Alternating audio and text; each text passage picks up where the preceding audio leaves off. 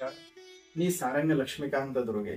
शास्त्रवचन या आमच्या युट्यूब चॅनलमध्ये मी आमच्या सर्व दर्शकांचं मनपूर्वक स्वागत करतो. वासंतिका नवरात्र म्हणजे चैत्र शुद्ध प्रतिपदेपासून रामनवमीपर्यंत सुरू असणार हे जे नवरात्र आहे, या नवरात्रामध्ये देवीचं नवरात्र असतं. खत्वे देवीची जी काही नवरात्र आलेली आपल्याला प्रसिद्ध म्हणजे अश्विन शुद्ध प्रतिपदेपासून आरंभ होणार आपल्याला नवरात्र माहिती आहे. चैत्रामध्ये सुद्धा जे नवरात्र असतं त्याला वसंत ऋतूमध्ये सुरू असल्यामुळे त्याला वासंतिका नवरात्र असं म्हणतात.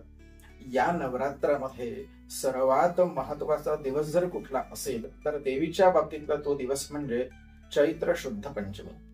या दिवशी महालक्ष्मीचं व्रत जर आपण विशेष करून केलं तर या व्रताचा परिणाम म्हणजे दुःख शोक विनाश होऊन आपल्या धनधान्याची आपल्याला समृद्धी प्राप्त होत असते.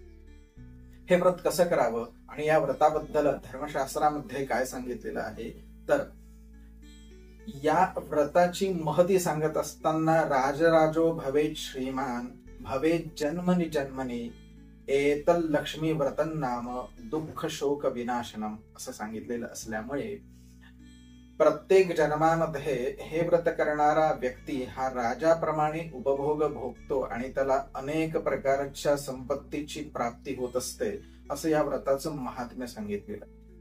हे व्रत कसं करावं तर चतुर्थीच्या दिवशी संपूर्ण उपवास करून दुसऱ्या दिवशी पंचमीला सकाळी या व्रताचा आरंभ करावा.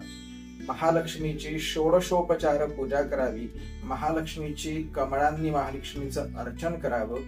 हे संपूर्ण पूजन आपल्याला संध्याकाळपर्यंत ठेवून नैवेद्यादी सर्व करून सकाळचं पूजन झाल्याच्या नंतर सुद्धा तुम्ही उपवास सोडू शकता अथवा संध्याकाळी परत महालक्ष्मीचं पूजन करून आपण संध्याकाळी या व्रताची संपूर्णता करू शकता, उपवास सोडू शकता. हे व्रत जो कोणी करेल त्याला नाना प्रकारची संपत्ती प्राप्त होईल. इतकंच नव्हे तर